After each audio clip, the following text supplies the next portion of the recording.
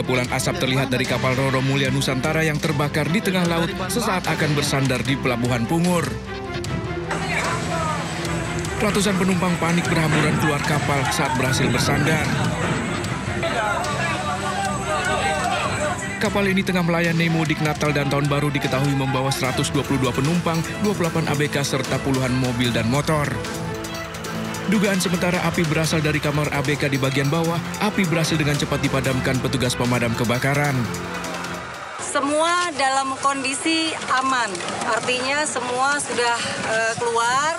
Sementara setelah didapati kebakaran terjadi awal pada kamar ABK bagian bawah. Untuk sementara kapal disandarkan dan tidak berlayar, petugas masih melakukan pemeriksaan lebih lanjut. Dari Batam, Kepulauan Riau, Gusti Enosa melaporkan.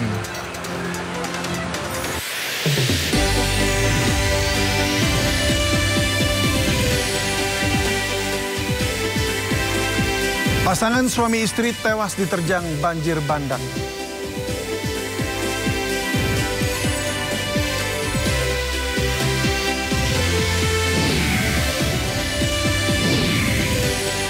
Ribuan pengunjung padati destinasi wisata belanja di kota Yogyakarta.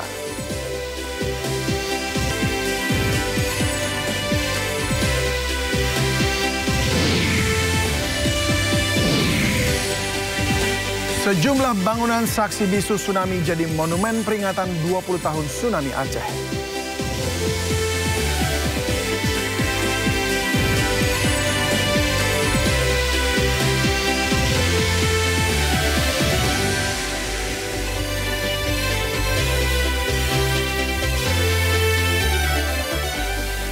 Halo, selamat sore pemirsa. Di libur Natal dan Tahun Baru, penumpang yang berangkat dari Bandara Halim Perdana Kusuma, Jakarta Timur meningkat.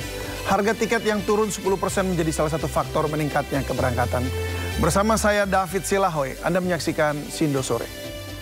Sementara itu, akibat nekat melaut saat kondisi cuaca buruk, perahu nelayan terbalik di tengah laut. Seluruh penumpang terombang-ambing beberapa jam. Tim Basarnas dan Polairut Polres Pelabuhan mengevakuasi 6 korban di Laut Makassar. Ke-6 korban terombang-ambing di tengah laut setelah perahu mereka terbalik di Tanggul Newport. Sebelumnya ke-6 korban nekat melaut karena ingin menangkap ikan di Laut Makassar. Akibat cuaca buruk, perahu mereka tergulung ombak dan terbalik.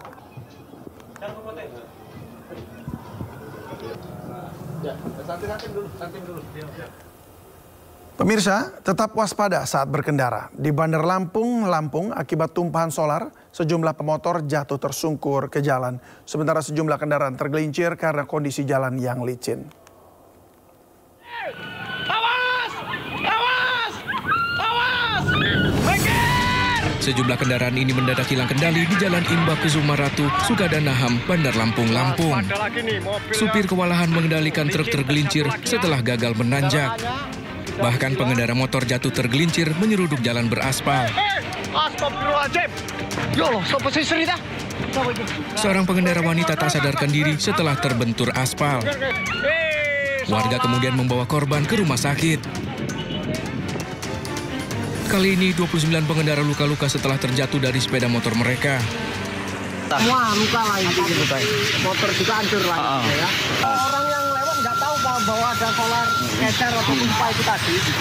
Itu baik pun menanjak maupun menurun ya Bang terjatuh? Ya, yang nanjak nggak bisa nanjak, yang turun ya tetap tergelincir gitu. Sementara pemerintah sudah memasang traffic bersama Pak Babin. Memasang traffic untuk mengarahkan pengemudi kendaraan F2 maupun F4 agak sedikit ke tengah supaya tidak melalui jalan yang ada solarnya. Mengantisipasi kecelakaan, polisi dan petugas damkar membersihkan tumpahan solar menggunakan mobil damkar. Dari Bandar Lampung, Andres Afandi, iNews melaporkan. Pemirsa, berhati-hatilah di jalan saat akan liburan. Minibus yang mengangkut 6 orang siswa SD terjun ke jurang setinggi 7 meter akibat sopir lepas kendali.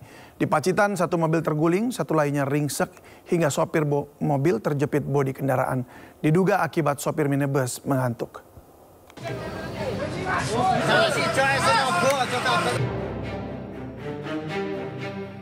Warga berupaya mengevakuasi pengemudi mobil yang terjepit usai menabrak truk di jalan raya jurusan Pacitan, Desa Ngampel, Ponorogo, Jawa Timur.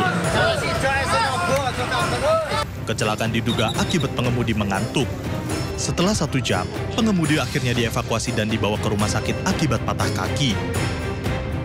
Sementara di Maros, Sulawesi Selatan, mobil minibus yang ditumpangi oleh rombongan siswa SD asal Kabupaten Sopeng terjun ke jurang sedalam 7 meter.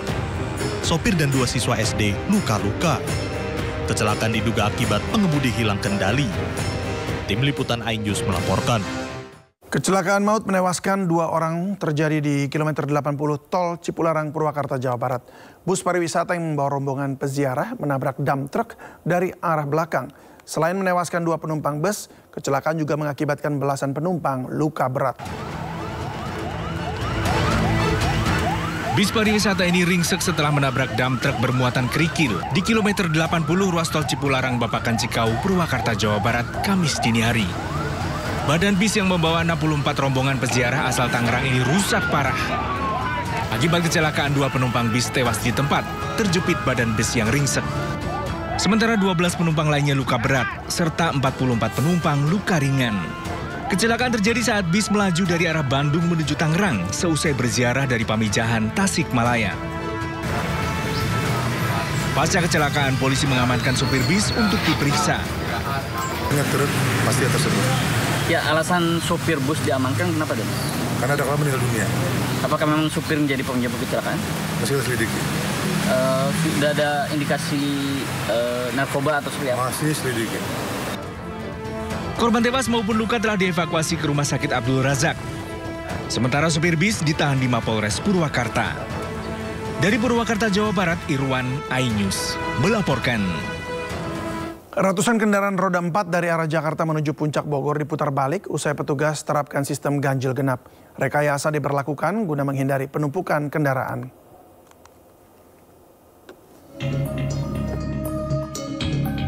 Puluhan kendaraan roda 4 dari arah Jakarta menuju Puncak Bogor diminta untuk putar balik oleh petugas pada Kamis pagi. Kendaraan yang diputar balik oleh petugas adalah kendaraan yang berplat nomor ganjil, sementara plat genap diperbolehkan lanjut. Pemberlakuan ganjil genap ini diberlakukan sejak pukul 6 pagi hingga pukul 8 secara situasional guna menghindari terjadinya penumpukan kendaraan di kawasan wisata Puncak. Saat ini petugas gabungan dari Dishub dan Satlantas Polres Bogor disiagakan untuk mengatur lalu lintas di sejumlah titik rawan kemacetan seperti Simpang Gadok, Pasir Angin, Megamendung, dan beberapa titik tempat keramaian dan wisata. Pemberlakuan ganjil genap akan terus dilakukan hingga malam pergantian tahun baru nanti. Pada hari malam pergantian tahun, sekitar pukul 18 sampai dengan pukul 6 pagi, kawasan wisata Puncak juga ditutup untuk kendaraan roda 4. Dari Bogor, Jawa Barat, Wildan Hidayat, iNews melaporkan.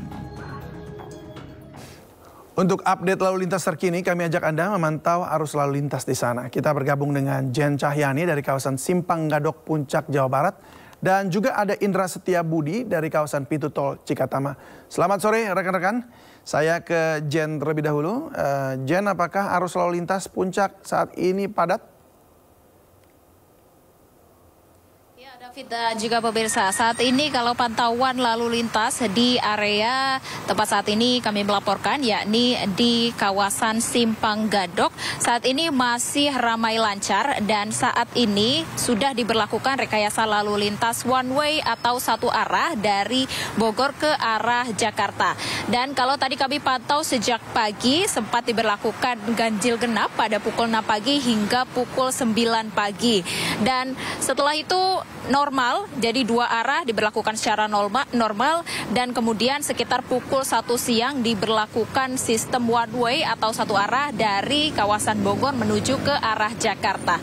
Dan David, pemirsa, kita akan mengetahui lebih lanjut bagaimana situasi lalu lintas pada periode Natal dan Tahun Baru. Kali ini kami sudah bersama Satlantas Polres Bogor, ada KBO Ibtu Ardian Novianto. Pak Ardian, izin bagaimana sih pantauan lalu lintas di kawasan Bogor untuk yang mau liburan? Ini apakah ada kenaikan atau penurunan volume kendaraan, Pak? Baik, terima kasih. Kami sampaikan untuk situasi arus lalu lintas di kawasan wisata Puncak khusus sore hari ini di pukul 16.30 ya, waktu Indonesia bagian Barat. Memang kami sempat melaksanakan rekayasa one way dari Puncak menuju Jakarta itu di pukul 12:30. Tepatnya tadi kami mulai tutup dari kendaraan yang akan menuju ke Puncak. Kemudian sudah kita normalkan baru saja dinormalkan menjadi 2 arah di pukul 16:25 waktu Indonesia bagian Barat. Karena pantauan dari kami secara visual memang di titik-titik hambat seperti Megamendung, Cisarua sudah kedua arah sudah mulai lancar. Kemudian berdasarkan data memang kendaraan yang akan menuju ke puncak atau ke atas itu sudah mulai berkurang dibandingkan dengan kendaraan yang ingin turun atau kembali pasca melaksanakan libur Natal maupun perjalanan kembali ke daerahnya masing-masing gitu. Pak, untuk situasi lalu lintas seperti ini, mungkin untuk pemirsa yang ada di rumah nih yang ingin melaksanakan liburan, mungkin jalur-jalur mana yang perlu dihindari atau tipsnya seperti apa sih Pak untuk menghindari kemacetan dan juga di jam-jam berapa sebaiknya mereka melakukan perjalanan? Baik, jadi kami sampaikan untuk pemirsa ya atau masyarakat yang ingin menuju ke kawasan wisata Puncak memang mohon agar menentukan waktu keberangkatan. Karena kami melaksanakan penerapan ganjil genap sehingga waktu keberangkatan disesuaikan dengan plat nomor kendaraan yang digunakan. Sehingga pada saat kami melaksanakan penerapan ganjil genap itu tidak mempersulit petugas pada saat penerapannya. Kemudian waktu keberangkatan itu kami dari Satlantas Polres Bogor selalu melaksanakan rekayasa apabila memang penerapan ganjil genap itu sudah tidak dinyatakan efektif, maka kita laksanakan rekayasa one way. Untuk pagi hari itu dilaksanakan one way ke atas.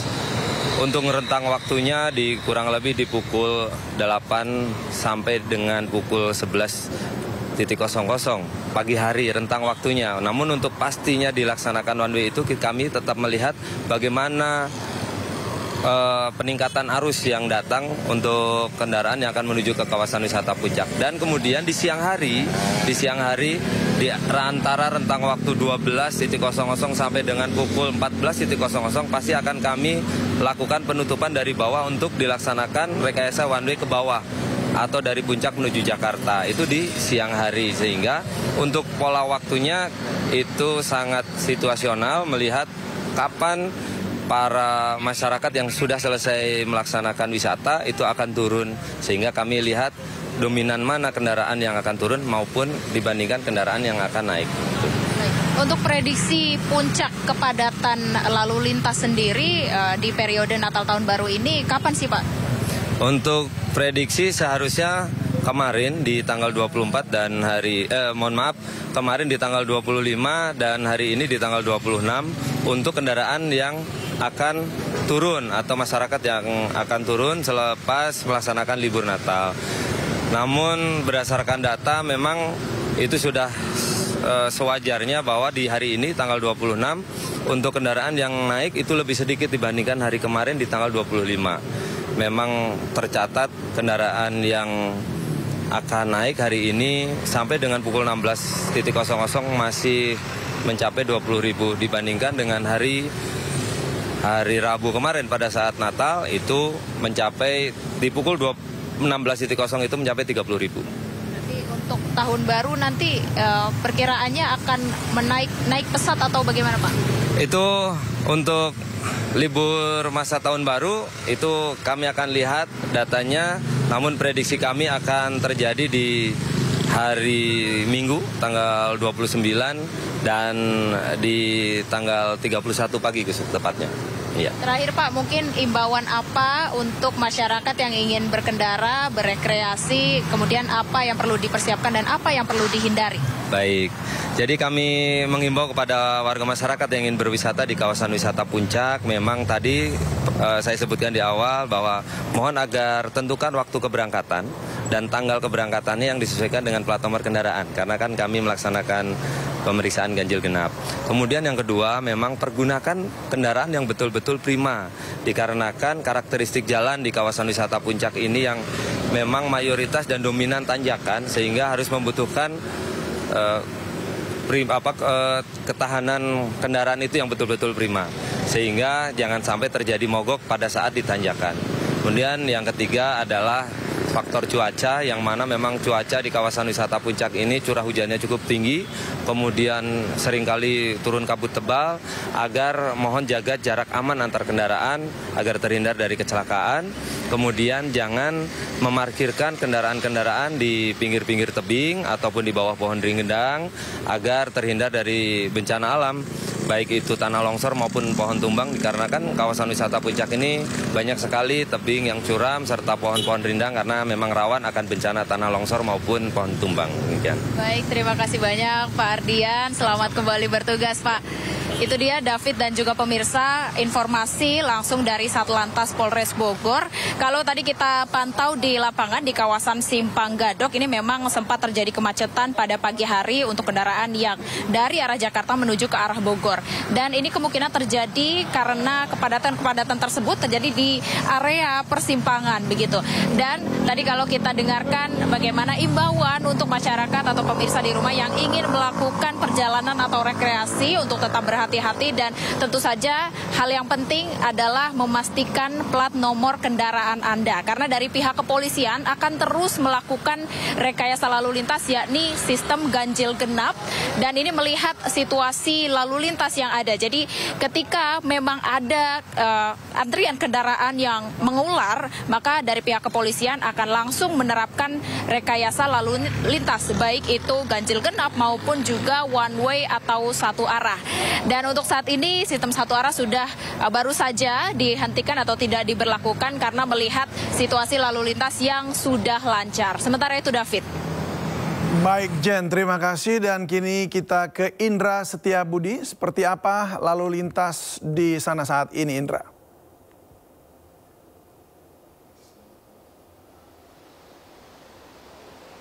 Indra Setiabudi. Ya, selamat sore David dan juga pemirsa. Dapat kami informasikan situasi lalu lintas di gerbang tol Cikampek Utama pada hingga sore hari ini masih terpantau sangat ramai dan lancar.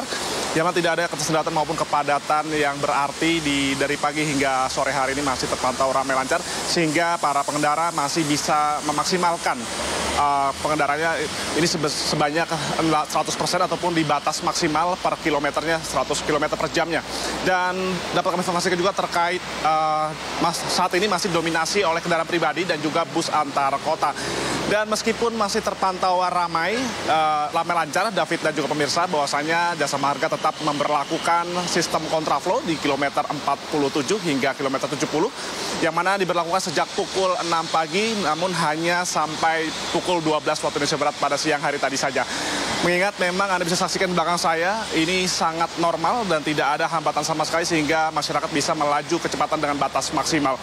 Dan dapat kami informasikan juga bahwasanya terkait data, David dan juga pemirsa, hingga sore hari ini sebanyak 22.213 pengendara ini melintasi gerbang tol Cikampek Utama menuju Cipali, Palimanan, dan Trans Jawa, yang mana ini masih mengalami kenaikan cukup signifikan, David dan juga pemirsa, yang mana pantauan kami dari pagi hingga pukul 12 tadi siang ini hanya sekitar 8.000 pengendara saja, yang mana ini berarti masih masyarakat lebih memilih berangkat di sore hari dikarenakan memang cuaca cukup terik begitu ya, David.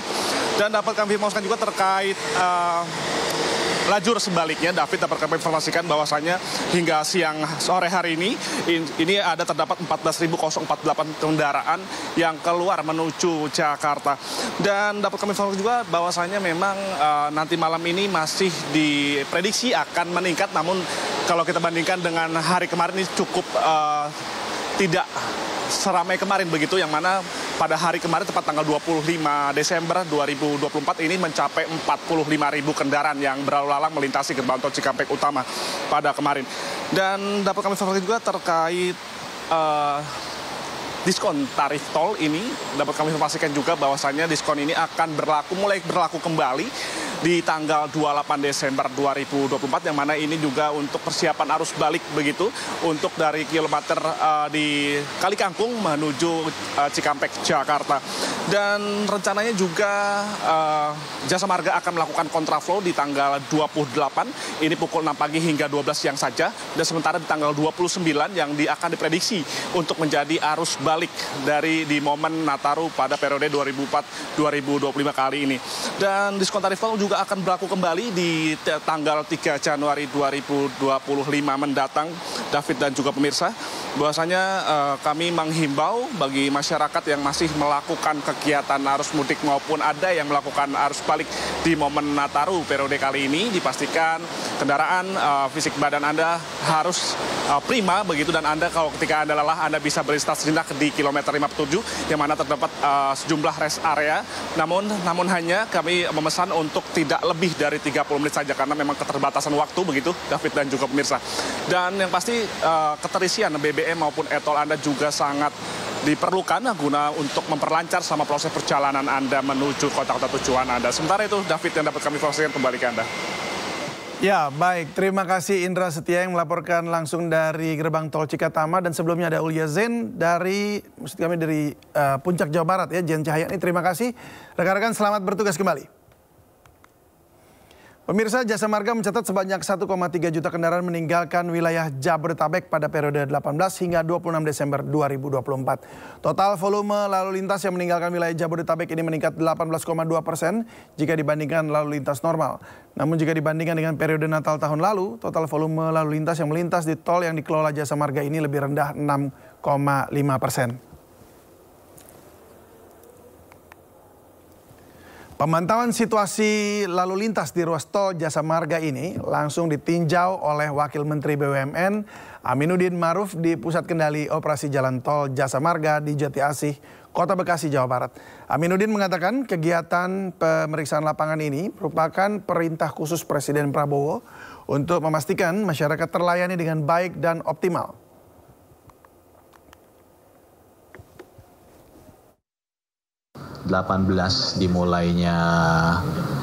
dimulainya siaga dalam rangka Natal dan Tahun Baru sampai hari ini tadi jam 6 pagi sudah ada sekitar 1,3 juta kendaraan yang keluar dari Jakarta menuju berbagai arah, mulai dari arah selatan ke Ciawi, arah timur ke Trans Jawa dan ke Bandung, kemudian arah barat ke Merak, kurang lebih ada 1,3 juta. Secara kumulatif jumlah ini turun dibanding tahun yang lalu. Karena jumlahnya turun, maka kecepatan rata-rata dan waktu tempuh perjalanan juga jadi lebih baik. Artinya apa? Artinya dari mulai tanggal 18 sampai tanggal 26 per jam 6 pagi tadi, kondisi lalu lintas dinyatakan sangat layak dan sangat lancar. Alhamdulillah ya. Di masa libur Natal Tahun Baru 2024-2025, stasiun Pasar Senen Jakarta padat calon penumpang. Sekitar 26.000 tiket terjual untuk keberangkatan ke berbagai wilayah di Pulau Jawa.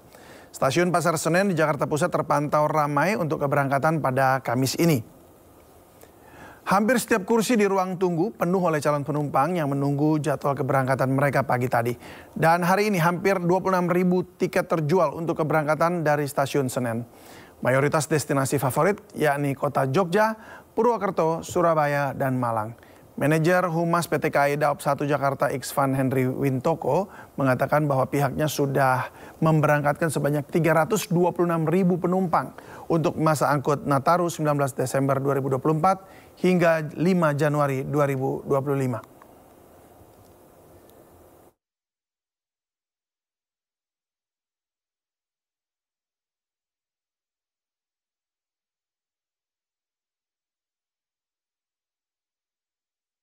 Karena saya pilih kereta api itu saya perkirakan cepat dan tepat waktu.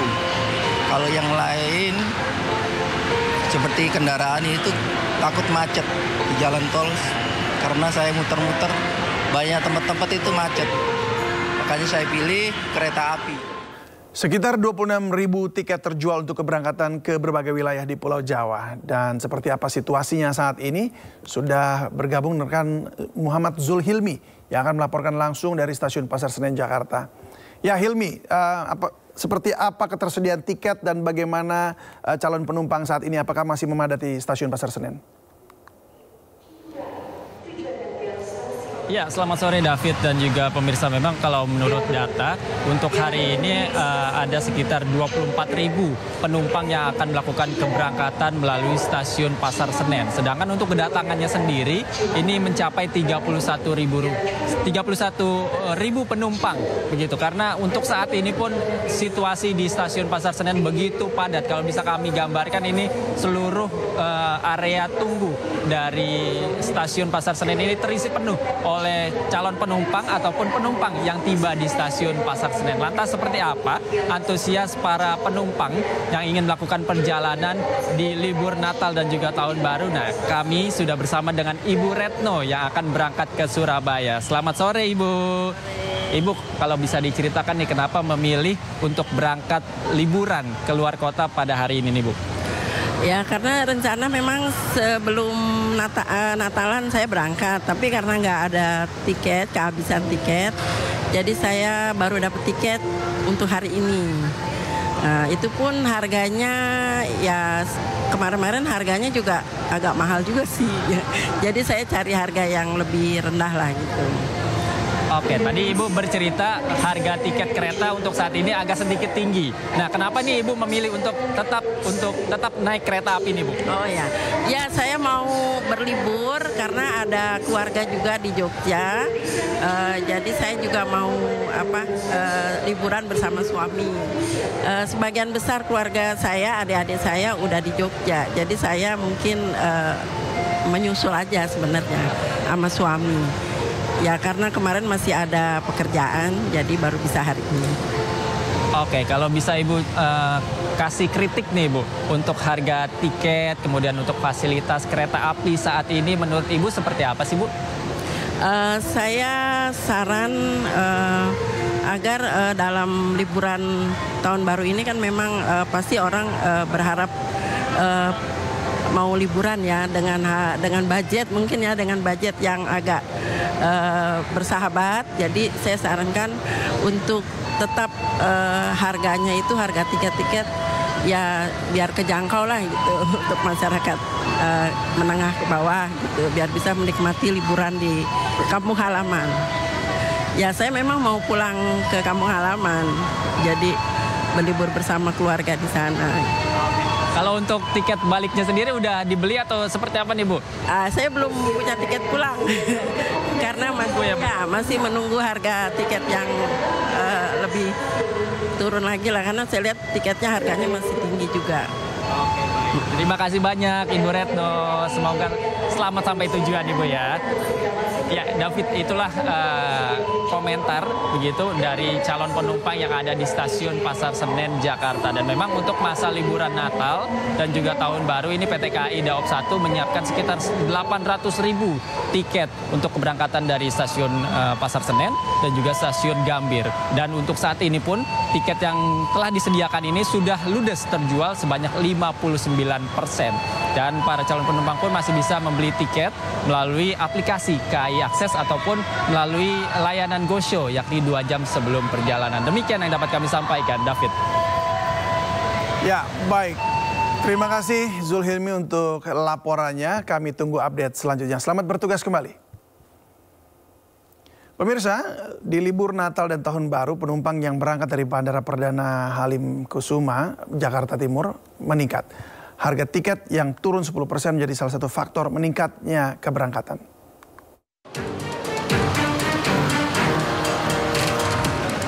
Bandara Halim Perdana Kusuma Jakarta Timur dipadati penumpang pada libur Natal dan Tahun Baru.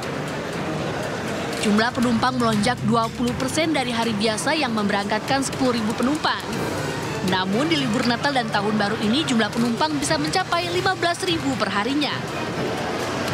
Peningkatan jumlah penumpang di Bandara Halim ini juga karena faktor turunnya harga tiket pesawat 10% yang sebelumnya sudah diinstruksikan pemerintah. Di penumpang itu merasakan bahwasanya ada penurunan tiket dibandingkan hari biasa. Dan itu memang saya lihat dengan jumlah tadi ada berapa orang gitu satu keluarga, mereka terasa dengan adanya penurunan tiket 9 sampai dengan 10%. Dan harapan penumpang memang mengharapkan agar diskon ini tidak hanya di Nataru, harapan mereka ya tetap bisa berlangsung sehingga bisa lebih murah terjangkau oleh masyarakat. Menguntungkan ya buat saya gitu, karena berbeda sekali dengan harga sebelumnya. Itu saya kalau ke Bali itu bisa sampai hampir 2 juta kalau dari Halim, tapi untuk saat ini saya dapat harga sekitar di bawah 1,5 juta. Itu jadi menurut saya sangat menguntungkan gitu kan, apalagi untuk tiket pulangnya saya bisa dapat ya under 1 juta. Dan pasar Bali dan Surabaya, Jawa Timur masih menjadi tujuan favorit penumpang yang berangkat dari Bandara Halim Perdana Kusuma. Sementara untuk Pulau Sumatera, Medan dan Palembang juga menjadi rute favorit. Diprediksi penumpang yang menggunakan moda transportasi udara dari Bandara Halim Perdana Kusuma masih akan naik hingga pekan depan. Dari Jakarta, Rio Manik, iNews melaporkan. Lebih dari 10.000 pengunjung memadati Taman Marga Satwa Ragunan di libur Natal. Informasinya akan hadir usai jeda berikut ini. Tetaplah bersama kami.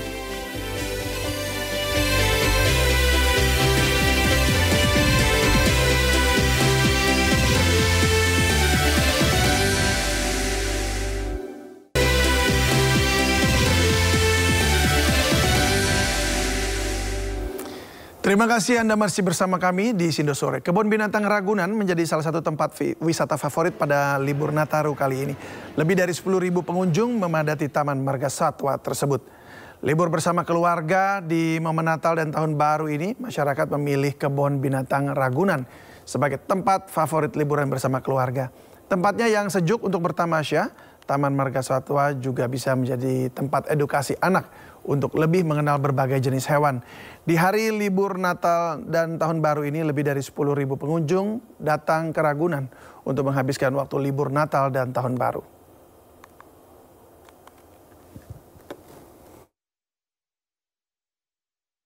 Ini kan hari libur ya? Iya. Kenapa memilih Ragunan sebagai tempat wisata? Karena sebenarnya kan karena domisilinya juga di Jakarta, aksesnya gampang, terus juga supaya anak bisa kenal sama hewan-hewan juga sih gitu. Jadi hiburan merakyat lah juga buat kita. Pada pagi ini? Sudah 10.000 lebih ya pengunjung ya. Pada pukul 10 hari ini, 10 pagi sudah tercatat lebih dari 10.000 pengunjung. Dan kalau ngelihat situasi di lapangan masih terus banyak sekali berdatangan pengunjung menggunakan kendaraan roda 4 ataupun roda 2 ya. Dan untuk akses masuk kami membuka 2 pintu, pintu utara dan pintu barat. Dan kebetulan di pintu utara ada gerbang baru yang kita buka. Nah ini nih mudah-mudahan lebih memberikan kenyamanan dan percepatan dalam pelayanan ya. Demikian.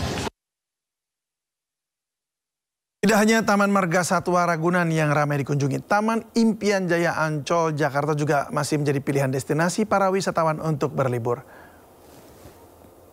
Ya, Taman Impian Jaya Ancol ini selalu jadi incaran masyarakat ketika berlibur. Beragam aktivitas dapat dilakukan di kawasan Ancol, salah satunya di Pantai Lagoon. Pengunjung dapat bermain pasir serta menaiki sejumlah wahana air.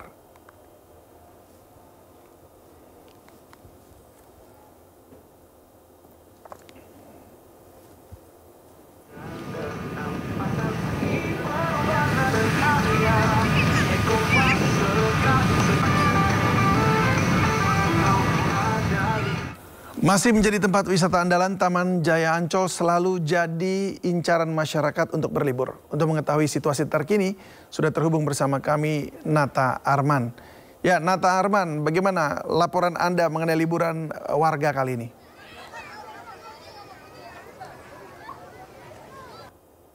Nata?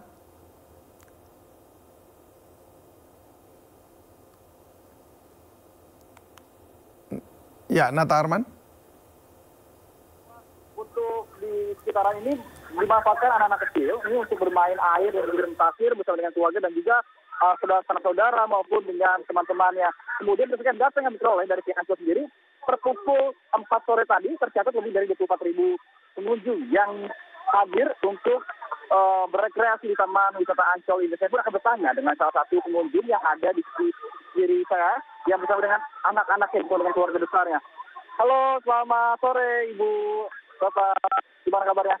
sebelum selamat Natal. Oke, mantap. Ibu, dari mana Bu namanya Ibu? Ibu namanya siapa dan dari mana? Dari Cikeas. Oke, Ibu dari Cikeas jauh-jauh nih. Kenapa memilih wisata Ancol untuk berwisata? Untuk berwisata. Selain dia lebih dekat ya, dan pastinya wahananya juga bagus-bagus. Khususnya untuk buat anak-anak ya, kita cari. Ibu ini satu keluarga atau sama teman dari perumahannya gitu? Enggak, ini satu keluarga. Satu keluarga. Sengaja Ibu ya? Iya, sengaja. Oke, baik, terima kasih banyak Ibu atas informasi waktunya. Pemirsa, itulah tadi alasannya mengapa Pantai Ancol ini menjadi lokasi wisata favorit, karena memang lokasi wisata yang sangat strategis di wilayah Jabodetabek, dan tentunya dengan harga tiket yang murah Anda sudah bisa mengakses dan juga menikmati fasilitas yang ada di sini. Jadi selain di Pantai Ancol sendiri, di beberapa lokasi seperti di Dufan, kemudian juga di SeaWorld segala macam ini tentunya memiliki ciri-ciri khas sendiri seperti pertunjukan-pertunjukan spesial di momen Natal dan Tahun Baru 2024-2025 pada tahun ini. Saya kembalikan pada Anda di studio, David. Baik, Nata Arman, terima kasih untuk laporannya. Selamat bertugas kembali. Kita bergeser ke Jawa Barat. Kebun binatang bisa jadi alternatif mengisi liburan tahun ini, sekaligus wisata edukatif mengenalkan berbagai satwa, seperti di Kebun Binatang Bandung yang mulai dipadati pengunjung saat libur Natal kali ini.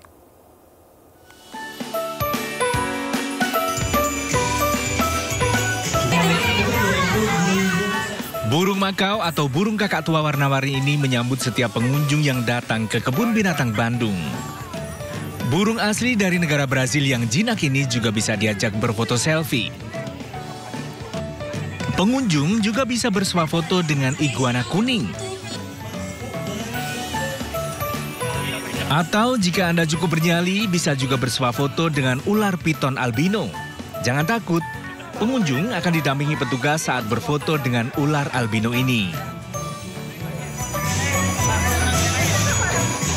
Pada momen-momen khusus ada parade satwa dengan hiburan tari-tarian untuk menyemangati para pengunjung yang datang. Puas berfoto selfie, Anda bisa berkeliling melihat aneka satwa koleksi Kebun Binatang Bandung yang berada di kawasan Taman Sari ini. Ada sekitar 800 satwa koleksi kebun binatang seluas 45 hektar ini. Mulai dari satwa mamalia, reptil, burung hingga aneka ikan. Dari tanggal 21 Desember hingga 5 Januari itu rata-rata 1.500 per hari. Namun hari ini sepertinya lebih dari angka itu, dan puncak tertinggi dari libur Nataru ini nanti kemungkinan dicapai pada hari Minggu tanggal 29, itu sekitar 2.500 atau 3.000 pengunjung. Dari Kota Bandung, Jawa Barat, Billy Maulana, iNews melaporkan. Dari Bandung kita ke Jogja. Objek wisata Malioboro, Yogyakarta masih menjadi magnet tersendiri bagi wisatawan untuk menghabiskan libur Nataru. Hampir tiap harinya ribuan pengunjung singgah dan memadati destinasi wisata belanja ternama di kota Jogja ini.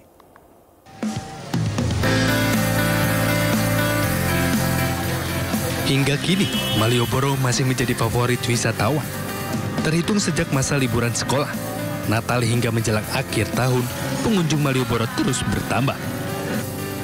Lalu lintas di sekitar Malioboro pun macet sepanjang 1 hingga 2 kilometer.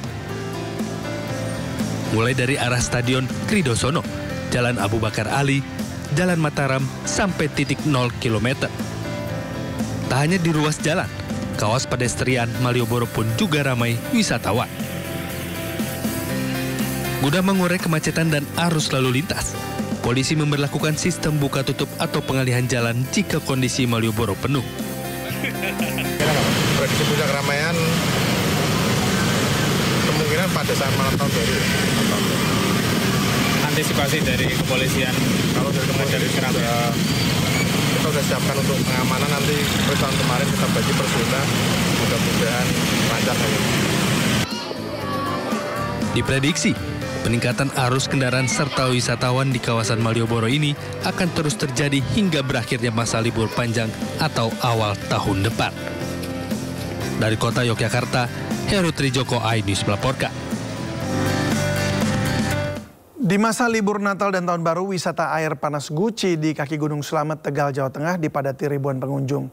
Selain bisa menikmati pemandian air panas, wisatawan juga bisa menikmati beragam wahana seru. Salah satunya Rainbow Slide atau perosotan pelangi.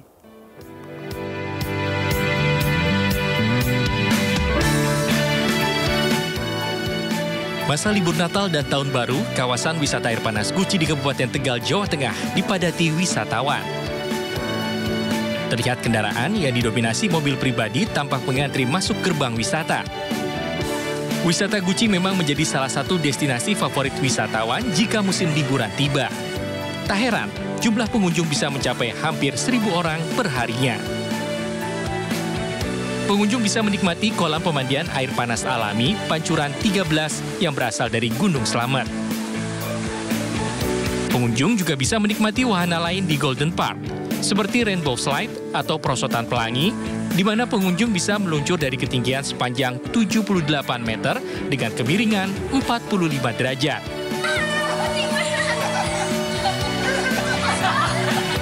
Atau permainan Flying Fox, kupu-kupu gantung, hingga berkendara ATV.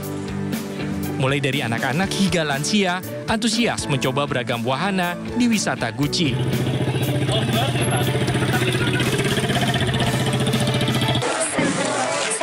Seru.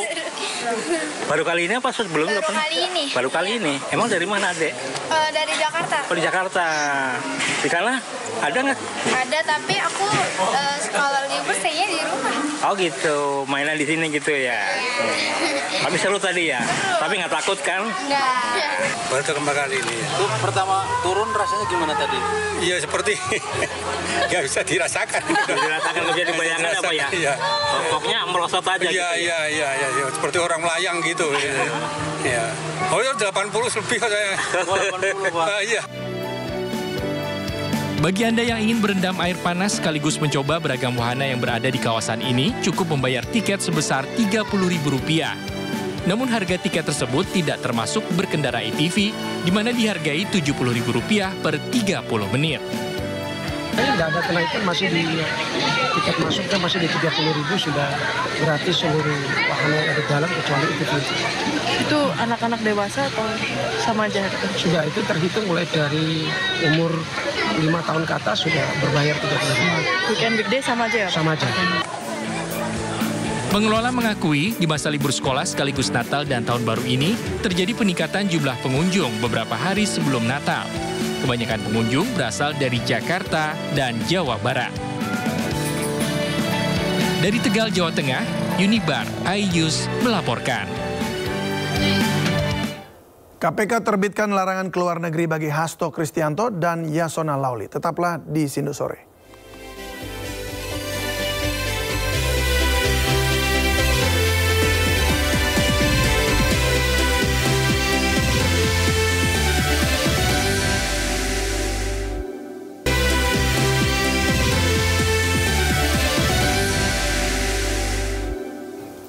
Sejak ditetapkan sebagai tersangka, keberadaan Sekjen PDIP Hasto Kristianto tidak diketahui. Kediamannya di Bekasi, Jawa Barat pun sepi, dan dalam kasus Harun Masiku ini, KPK mencekal Hasto Kristianto dan ex-Menkumham Yasona Lauli.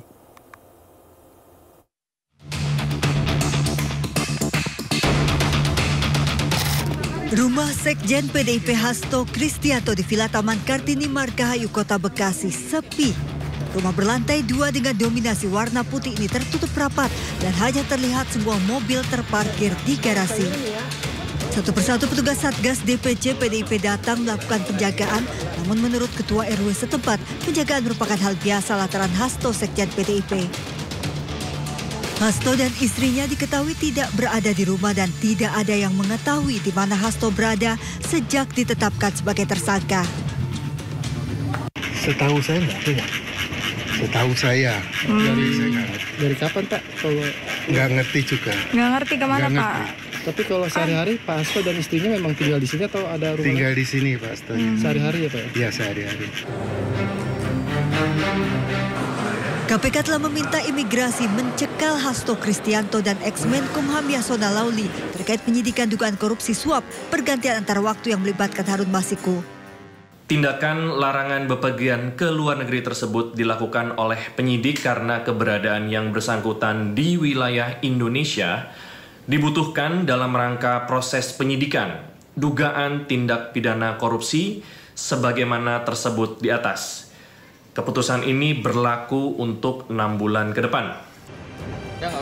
Yasona berstatus saksi sempat dimintai keterangan dalam kapasitasnya sebagai Ketua DPP PDIP dan mantan Menkumham. Tim Liputan iNews melaporkan. Usai ditetapkan sebagai tersangka oleh KPK, Sekjen PDI Perjuangan Hasto Kristianto mengaku telah bersiap menghadapi risiko terburuk ketika dihadapkan pada berbagai intimidasi. Bahkan ia mengutip kata-kata Bung Karno yang menyebut masuk penjara adalah bagian dari pengorbanan cita-cita. Terima kasih seluruh masyarakat Indonesia yang saya cintai dan banggakan. Setelah penetapan saya sebagai tersangka oleh KPK, maka sikap dari PD Perjuangan adalah menghormati keputusan dari KPK. Kami adalah warga negara yang taat hukum. PD Perjuangan adalah partai yang menjunjung tinggi supremasi hukum. Sejak awal ketika saya mengkritisi bagaimana demokrasi harus ditegakkan, bagaimana suara rakyat tidak bisa dikebiri, bagaimana negara hukum tidak bisa dimatikan, dan bagaimana watak kekuasaan yang otoriter, yang menindas rakyatnya sendiri harus dihentikan. Saya sudah memahami berbagai resiko yang akan saya hadapi. Maka sebagai murid Bung Karno, saya mengikuti apa yang tertulis di dalam buku Cindy Adams ini. Inilah kitab perjuangan saya. Dan seluruh kader-kader PD Perjuangan sekarang memasuki tahap bab 9. Di mana Bung Karno ketika mendirikan PNI, prinsip yang dipegang adalah non-cooperation. Demi cita-cita Indonesia merdeka, demi rakyat berdaulat bisa berserikat, berkumpul dan menyampaikan pendapatnya, maka penjara pun adalah suatu jalan dan bagian dari pengorbanan terhadap cita-cita. Itulah nilai-nilai yang diperjuangkan oleh seluruh kader PD Perjuangan. Ketika muncul berbagai intimidasi, agar tidak dilakukan pemecatan terhadap sosok yang memiliki ambisi kekuasaan sehingga konstitusi pun sepertinya mau dilanggar dengan perpanjangan masa jabatan 3 periode ataupun perpanjangan masa jabatan itu. Maka demi konstitusi Ibu Mega kokoh berdiri menjaga demokrasi. Dan ketika aparat penegak hukum digunakan dengan segala cara untuk melakukan intimidasi, sumber-sumber daya negara digunakan demi kepentingan politik praktis, maka pilihan untuk menghadapi tembok tebal kekuasaan itu wajib dilakukan oleh kader-kader PDI Perjuangan. Karena itulah nilai-nilai yang kami perjuangkan, nilai-nilai demokrasi, nilai-nilai kedaulatan rakyat, dan bagaimana membangun supremasi hukum, hukum yang berkeadilan. Untuk itu, kami tidak akan pernah menyerah. Baik mau digunakan suatu proses intimidasi secara formal, maupun dengan cara-cara di luar formal sekalipun, kami sudah menyiapkan risiko-risiko terburuk. Karena sebagaimana dilakukan oleh Bung Karno, masuk penjara adalah bagian dari pengorbanan cita-cita. Untuk itu jangan pernah takut menyuarakan kebenaran. Kita jaga Partai Demokrasi Indonesia Perjuangan. Kita jaga marwah dari Ketua Umum PD Perjuangan dari berbagai upaya-upaya yang ingin merongrong marwah dan kewibawaan partai hanya karena ambisi kekuasaan. Kita adalah partai yang syah. Karena itulah sebagaimana kata para kader PNI ketika menghadapi hukuman gantung di Ciamis hanya gara-gara memegihkan salam merdeka, merdeka, merdeka pada masa Belanda. maka mereka menuju tiang gantungan dengan mulut tersenyum dan kepala tegak. Mari, demi perjuangan terhadap cita-cita, demi nilai-nilai yang kita perjuangkan, risiko apapun siap kita hadapi dengan kepala tegak dan mulut tersenyum. Terima kasih, merdeka! Presiden ke-7 Republik Indonesia Joko Widodo meminta semua pihak menghormati proses hukum dalam penetapan tersangka Sekjen PDIP Hasto Kristianto. Sementara itu PDI Perjuangan menilai penetapan tersangka Hasto merupakan politisasi hukum.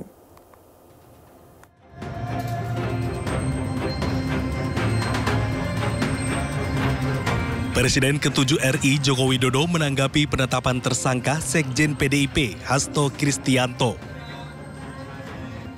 Jokowi meminta menghormati proses hukum yang ada.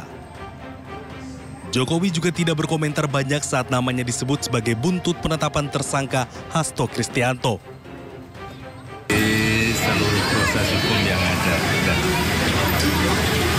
Tapi nggak apa-apa Pak, nama-namanya dicatut Pak, masih dibawa-bawa Pak. Nama Pak Jokowi sama keluarga masih dibawa. Enggak, purna tugas pensiunan. Sementara itu, PDI Perjuangan menilai penetapan tersangka Hasto Kristianto merupakan politisasi hukum. Kental aroma politisasi hukum dan kriminalisasi.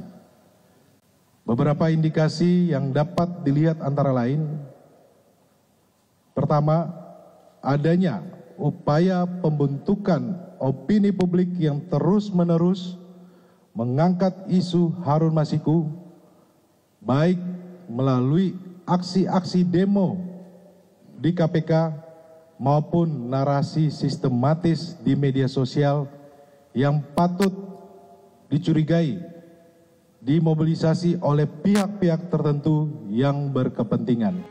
Sebelumnya, KPK menetapkan Hasto Kristianto sebagai tersangka. Komisi Anti Rasuah menemukan bukti Hasto bekerja sama dengan Harun Masiku melakukan upaya suap pada Komisioner KPU Wahyu Setiawan. Tak hanya satu, KPK menemukan bukti lain saat Hasto berupaya merintangi penyidikan. Hasto diketahui meminta pegawainya untuk menelpon Harun Masiku saat KPK melakukan OTT pada Januari 2020 silam. Demi Allah, saya bersumpah.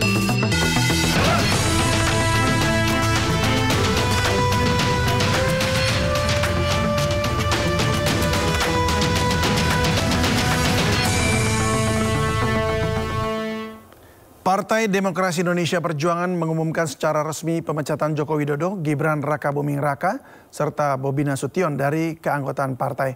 Pemecatan ketiganya ditandatangani langsung oleh Ketua Umum PDI Perjuangan Megawati Soekarno Putri.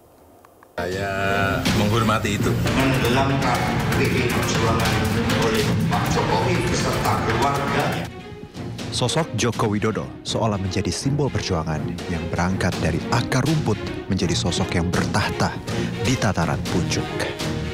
Ya, sosok yang dikenal sebagai tukang kayu ini teruji mampu hingga lambat laun bisa memenangkan tahta RI 1.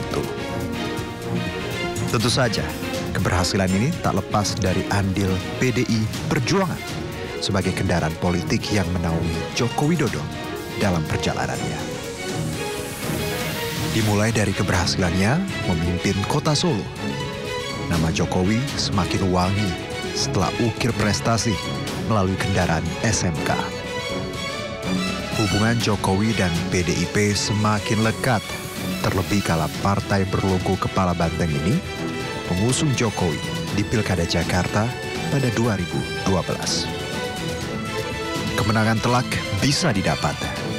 Tak berlangsung lama, PDI Perjuangan kembali mengusung Jokowi dalam pemilihan Presiden Republik Indonesia.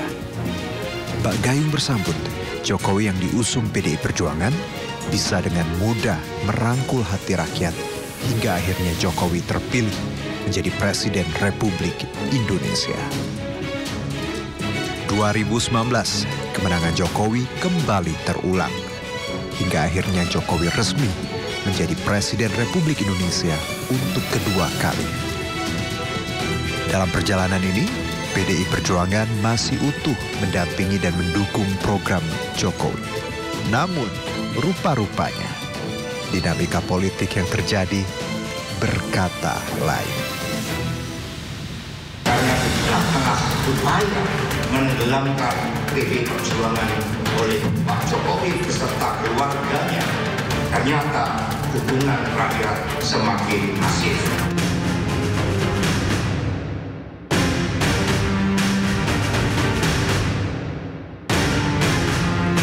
Ya pemirsa, yang dulu disayang akhirnya dibuang.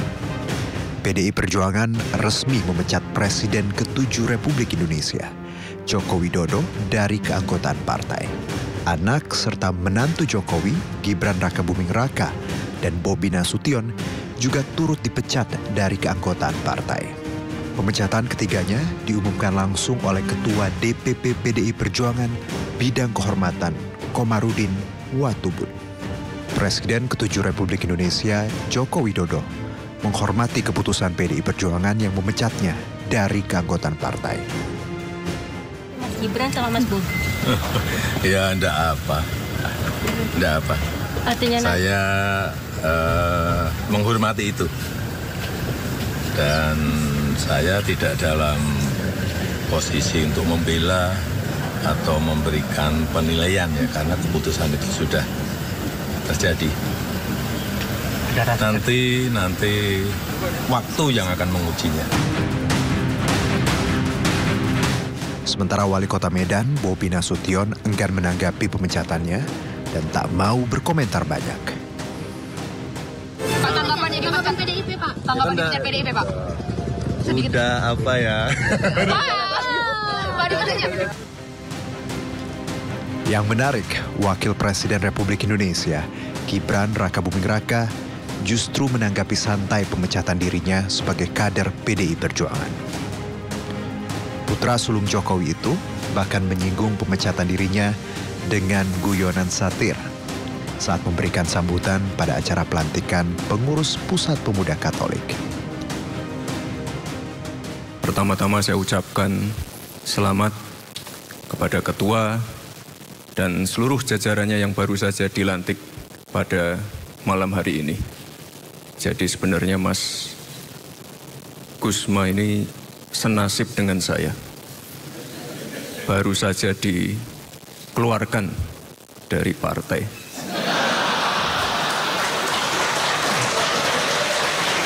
Tapi Bapak Ibu, saya ingatkan juga ini Pak Ketua, sekali lagi yang namanya perbedaan itu hal yang biasa.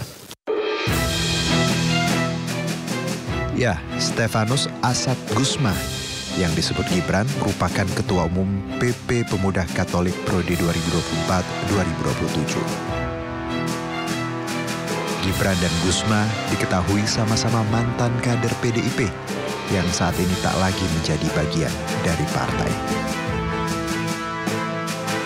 Tak hanya Jokowi dan keluarga, PDI Perjuangan juga memecat 27 kader lainnya karena terbukti melanggar etik serta melakukan pelanggaran berat.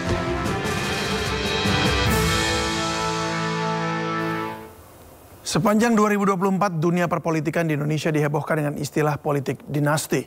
Hal ini tak lepas dari majunya Gibran Rakabuming Raka yang merupakan putra sulung Presiden ke-7 Republik Indonesia Joko Widodo sebagai calon wakil presiden hingga dilantiknya mantan wali kota Solo ini sebagai orang nomor 2 di Indonesia.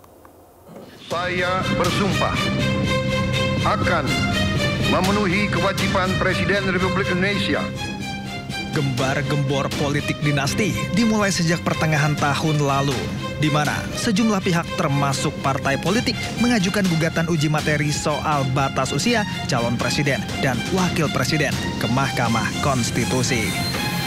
Mereka meminta batas usia capres-cawapres yang diatur dalam Undang-Undang Pemilu yang menyatakan batas usia minimal 40 tahun dikurangi menjadi 35 tahun. Alasannya, makin banyak negara di dunia yang mengizinkan calon pemimpin untuk maju dalam pemilu dengan batas usia minimal 35 tahun.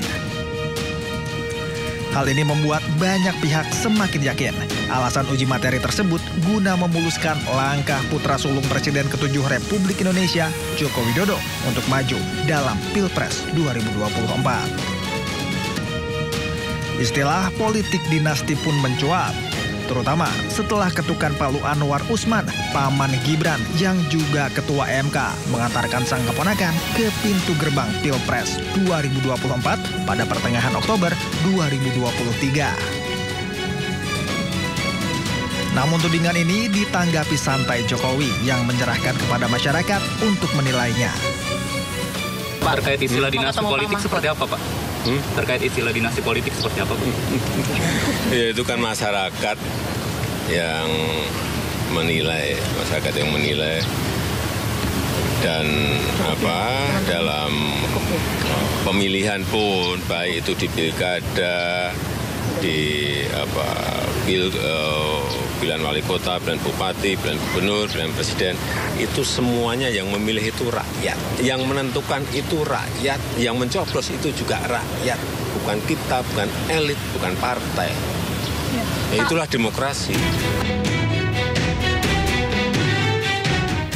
Berbekal putusan MK itu, Gibran pun ditunjuk Prabowo Subianto untuk mendampinginya sebagai wakilnya dalam kontestasi Pilpres 2024.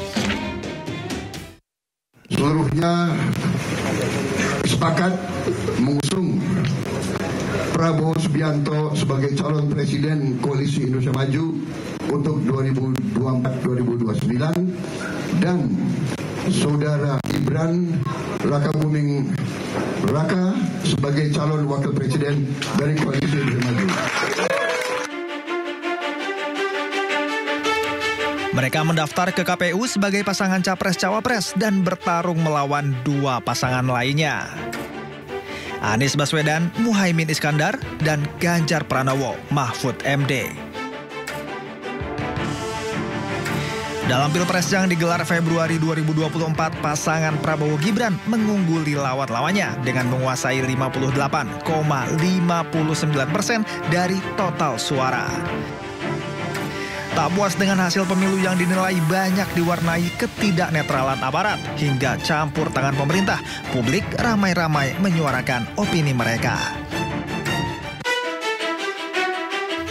Perguruan tinggi pun bergerak menuntut diselamatkannya Indonesia sebagai negara hukum yang demokratis, beretika, dan bermartabat.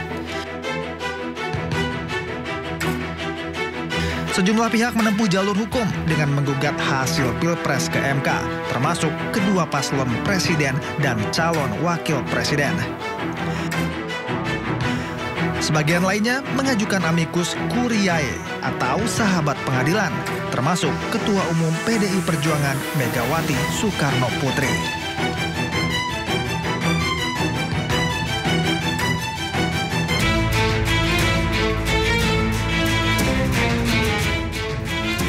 April 2024, sidang sengketa Pilpres pun digelar tanpa Anwar Usman yang dicopot Majelis Kehormatan MK dari jabatan ketua usai putusan kontroversial yang dibuatnya. Hasil sidang yang dipimpin Hakim Soehartoyo memutuskan MK menolak gugatan sengketa Pilpres 2024 yang diajukan kedua kubu lawan.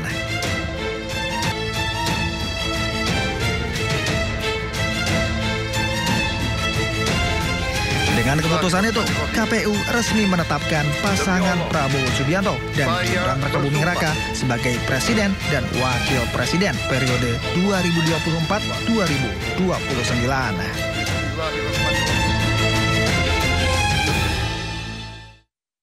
Pemilihan presiden atau Pilpres 2024 menjadi salah satu momen penting yang terjadi di tahun ini. Diikuti oleh 3 pasangan Capres dan Cawapres, rangkaian pesta demokrasi bergulir mulai dari kampanye, pencoblosan hingga sidang sengketa MK.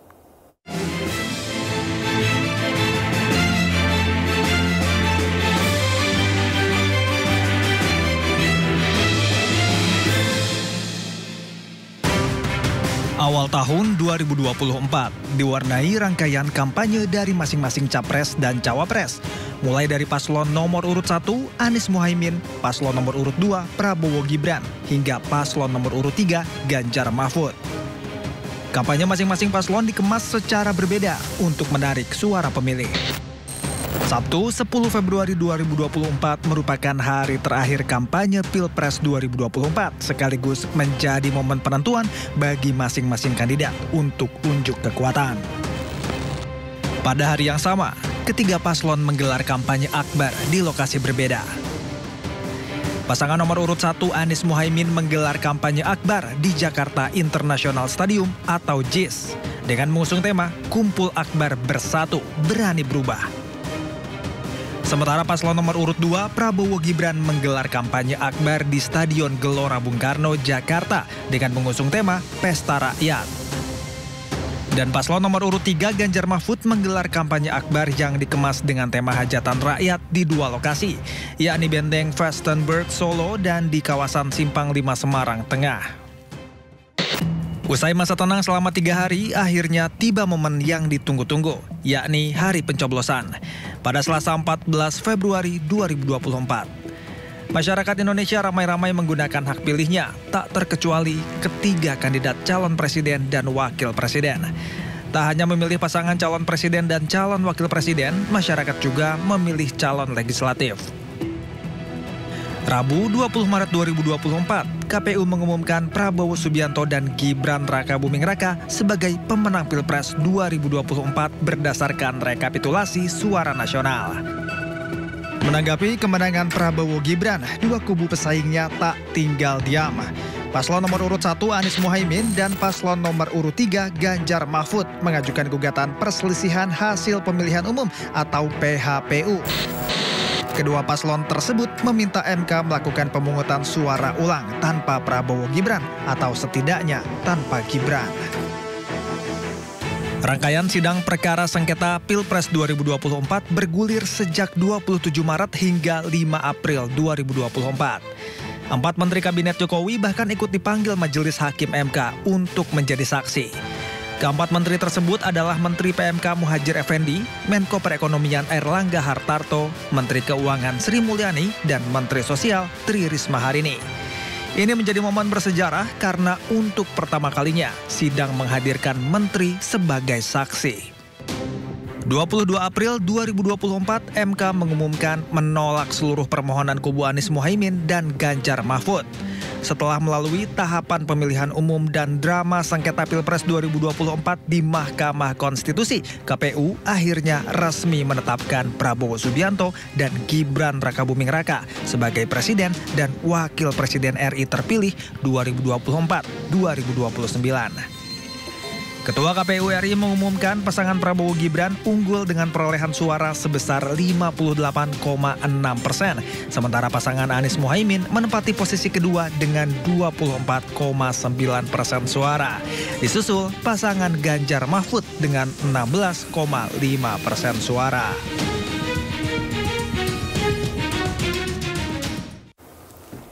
Prabowo Gibran sah menjadi Presiden dan Wakil Presiden Republik Indonesia pada periode 2024-2029. Pengucapan sumpah jabatan menjadi detik pengesahan peralihan kekuasaan dari Joko Widodo, Maruf Amin kepada Prabowo Subianto, Gibran Rakabuming Raka. Demi Allah, saya bersumpah. Prabowo Subianto dan Gibran Rakabuming Raka mengucapkan sumpah sebagai Presiden dan Wakil Presiden terpilih Republik Indonesia periode 2024-2029 pada Minggu 20 Oktober 2024. Prabowo dan Gibran mengucapkan sumpah jabatan dalam sidang paripurna MPR RI di Gedung Nusantara Kompleks Parlemen Senayan yang dipimpin Ketua MPR RI Ahmad Muzani. Bismillahirrahmanirrahim. Demi Allah, saya bersumpah akan memenuhi kewajiban Presiden Republik Indonesia dengan sebaik-baiknya dan seadil-adilnya. Demi Allah, saya bersumpah akan memenuhi kewajiban Wakil Presiden Republik Indonesia dengan sebaik-baiknya. Pengucapan sumpah jabatan ini juga menjadi detik pengesahan peralihan kekuasaan dari pemerintahan Joko Widodo kepada Prabowo Subianto. Setelah mengucapkan sumpah, Prabowo menyampaikan pidato pertamanya sebagai Presiden Republik Indonesia ke-8 dengan mengangkat sejumlah poin penting. Saya sudah katakan, kita harus berani menghadapi dan memberantas korupsi dengan perbaikan sistem, dengan penegakan hukum yang tegas, dengan digitalisasi. Insya Allah kita akan kurangi korupsi secara signifikan. Saudara-saudara sekalian, saya telah mencanangkan bahwa Indonesia harus segera swasembada pangan dalam waktu yang sesingkat-singkatnya. Saya yakin paling lambat 4-5 tahun kita akan swasembada pangan. Bahkan kita siap menjadi lumbung pangan dunia.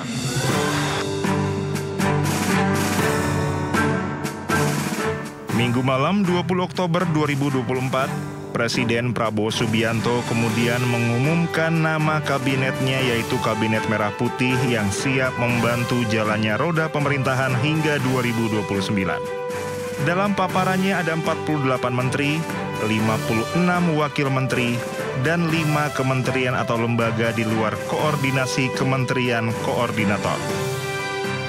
Presiden Prabowo kemudian melantik para menteri dan wakil menterinya di Istana Merdeka Jakarta pada 21 Oktober 2024. Para menteri dan wakil menteri tersebut mengucapkan sumpah yang dipimpin oleh Prabowo. Mereka diikat untuk setia dan berbakti kepada negara. Usai dilantik, seluruh menteri dan wakil menteri mengikuti pembekalan Kabinet Merah Putih yang berlangsung di Akademi Militer Magelang, Jawa Tengah pada 24 Oktober sampai 27 Oktober 2024. Agenda semi-militer ini diklaim sebagai momen untuk menyelaraskan kedisiplinan dan kesetiaan para menteri, wakil menteri, kepala badan, dan utusan khusus pada pemerintahan baru Prabowo Subianto dan Gibran Rakebuming Raka. Tim Liputan iNews melaporkan. Demi Allah saya bersumpah.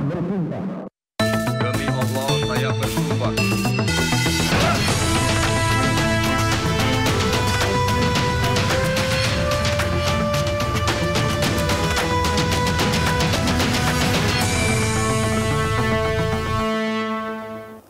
Kepala Badan Kebijakan Fiskal Kementerian Keuangan Febrio Kacaribu mengungkapkan penerapan PPN 12% adalah kebijakan yang tetap memperhatikan masyarakat.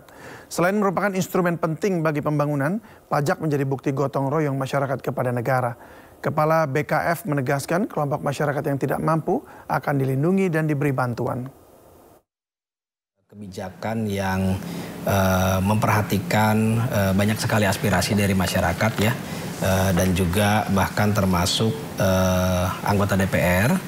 Jadi pemerintah memang mengikuti perkembangan yang terjadi dan kita merespon terhadap kebutuhan dan sentimen yang disuarakan oleh masyarakat.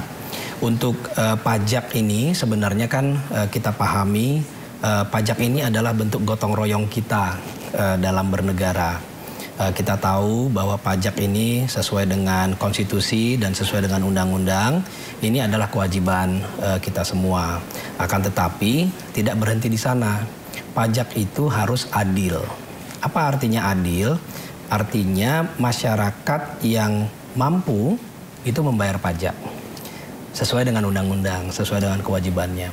Masyarakat yang kurang mampu tidak bayar pajak dalam banyak konteks, dan bahkan masyarakat tidak mampu dilindungi oleh negara. Makanya kita melihat banyak sekali dari belanja yang kita lakukan setelah penerimaan pajak dikumpulkan, ini digunakan untuk belanja bagi kesejahteraan masyarakat. Ketika kita melakukan belanja, kita lihat prioritasnya, biasanya prioritas pertama dari pemerintah dalam menyusun belanja itu adalah memastikan bahwa kelompok miskin dan rentan terlindungi. Saksikan keseruan perbincangan Prisa Sombodatu bersama Kepala Badan Kebijakan Fiskal Kementerian Keuangan Febrio Kacaribu hanya di One on One Sindo News TV Jumat 27 Desember pukul 21.30 waktu Indonesia Barat. Pemirsa, selanjutnya di Sindo Sore mengenang 20 tahun tsunami Aceh, Masjid Lampuk jadi saksi bisu dahsyatnya tsunami Aceh. Informasinya akan hadir usai jeda berikut ini.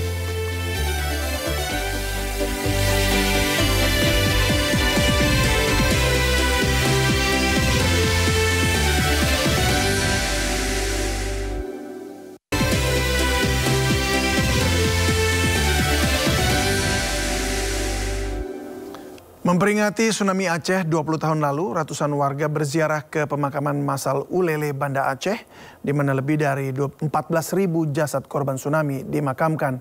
Para peziarah berdatangan dari berbagai daerah di Aceh, mendoakan kerabat yang meninggal dalam peristiwa tsunami di pemakaman massal Ulele, Mauraksa. Sambil membaca surat Yasin, mereka duduk di sekitar pemakaman massal dan kesedihan tersirat dari para peziarah yang kehilangan sanak saudara. Lebih dari 14.000 jasad korban tsunami dimakamkan dalam 2 lubang besar di pemakaman massal ini.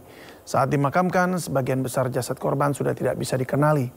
Tsunami Aceh terjadi setelah gempa tektonik dangkal berkekuatan 9 magnitudo terjadi. Gelombang setinggi 15 meter menerjang kawasan pantai Aceh. Lebih dari 220.000 orang tewas digulung tsunami.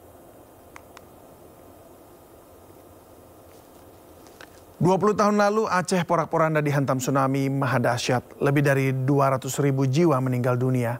Hantaman tsunami membawa Aceh ke titik nadir. Kini Aceh telah bangkit dari keterpurukan. Sejumlah bangunan menjadi saksi bisu tsunami saat ini dijadikan monumen untuk mengajarkan hidup berdampingan dengan alam.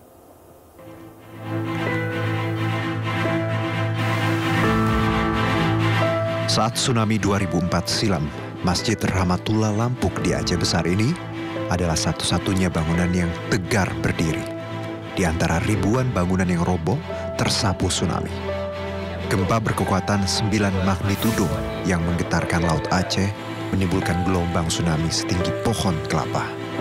220.000 lebih jiwa melayang, tenggelam dan terseret gulungan ombak tsunami. Air mata warga yang selamat tak terbendung, meratapi hilangnya sanak saudara tercinta. Banyak kisah yang bisa dikaji tentang dahsyatnya kekuatan tsunami Aceh. Namun masjid ini bisa menggambarkan kekuatan spiritual di luar batas kemampuan manusia. Karena waktu itu, hampir seluruh rumah warga hancur tersapu tsunami. Masjid Rahmatullah dijadikan posko kesehatan untuk merawat warga sekitar. Pasca tsunami, Masjid Rahmatullah ini menjadi pusat harapan dan kebangkitan masyarakat Aceh. Dengan bantuan berbagai pihak, kini Masjid Rahmatullah berdiri megah. Hari ini, Masjid Rahmatullah bukan hanya menjadi tempat ibadah, namun juga menjadi monumen peringatan tsunami.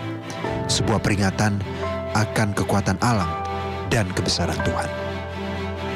Jadi peninggalan daripada tsunami untuk bahan edukasi, jadi pelajaran anak-anak ke depan. Dan ini pun sengaja ditinggalkan supaya ya jadi pelajaran anak-anak ke depan bahwa tahu Aceh pernah dilanda tsunami. Ya, masjid ini waktu tanggal 26 Desember 2004 itu kan kejadian tsunami. Masjid ini kan satu-satunya yang berdiri tegak di pinggir laut. Lampu ini kan semua ini habis. Jadi pada saat itu katanya air kan terbelah ya. Dari menara itu terbelah, nggak kelihatan, nggak masuk ke dalam air, terbelah air. Masjid ini menjadi saksi dari bencana besar, kini menjadi salah satu simbol kekuatan, harapan, dan keimanan. Aceh bangkit bersama semangat yang tak pernah padam.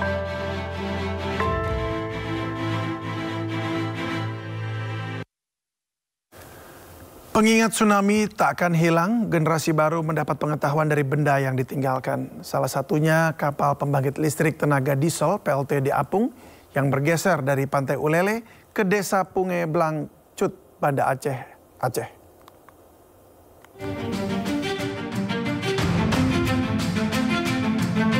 Berada di tepi jalan Desa Punge Blangcut, Jaya Baru, Banda Aceh, Museum Tsunami Kapal PLTD Apung tak pernah sepi pengunjung. Kapal berdiri kokoh di tengah permukiman warga sebagai lokasi wisata edukasi. Jam 7.55 waktu Indonesia Barat menjadi penunjuk bagi pengunjung terjadinya gelombang tsunami. Berdiri di pintu masuk akan mengingatkan waktu yang telah berlalu.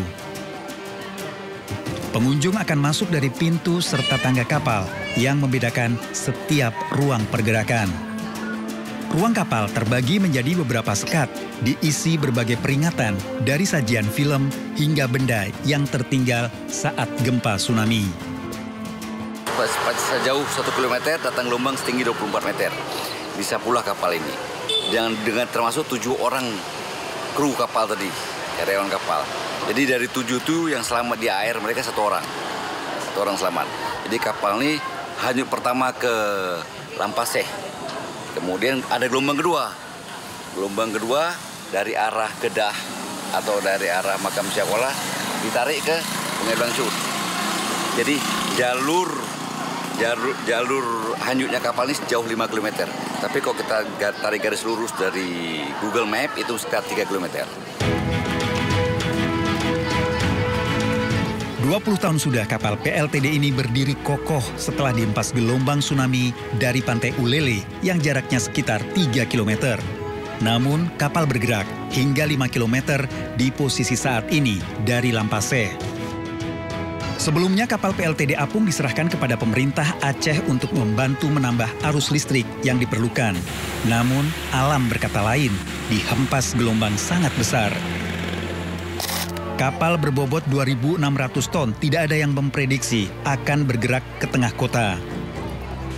Bencana alam, gempa bumi yang disusul gelombang tsunami 20 tahun silam mampu memindahkan kapal. Saya merinding kayak bentuk kebesaran Allah, walaupun itu bentuknya musibah ya, tapi itu mengingatkan kita kepada Yang Maha Kuasa untuk berbuat baik di dunia, gitu, berbuat baik kepada alam tentunya. Setelah melihat kapal ini semakin takjub dan semakin cinta sepertinya dengan Aceh. Kapal ini dari Pelabuhan Ulele sampai kemari. Kalau kesannya la haula wala quwata illa billah, sungguh kuasa Allah terbiasa. Kita mereka tidak bisa menyadari ternyata kuasa Allah luar biasa lebih. Insyaallah. Nah, kan innallaha ala kulli syai'in qadir, berkuasa atas segala sesuatu. Pengunjung wisata Aceh akan meningkat pada saat peringatan tsunami, terutama dari luar daerah. Dengan tiket Rp3.000, Museum Kapal PLTD Apung buka setiap hari dari jam 8.30 hingga pukul 17. Berwisatalah ke Aceh sambil merasakan nikmatnya daerah syariah. Dari Banda Aceh, Syukri Syarifuddin melaporkan. Pemirsa, informasi tadi menutup Sindo Sore pada hari ini. Jangan lupa Anda bisa mendapatkan informasi terkini dan terbaru melalui portal yang menghadirkan berita daerah, berita nasional, dan berita internasional lengkap di sindonews.com. Saya David Silahoy, mewakili tim redaksi yang bertugas pamit undur diri. Terima kasih dan sampai jumpa.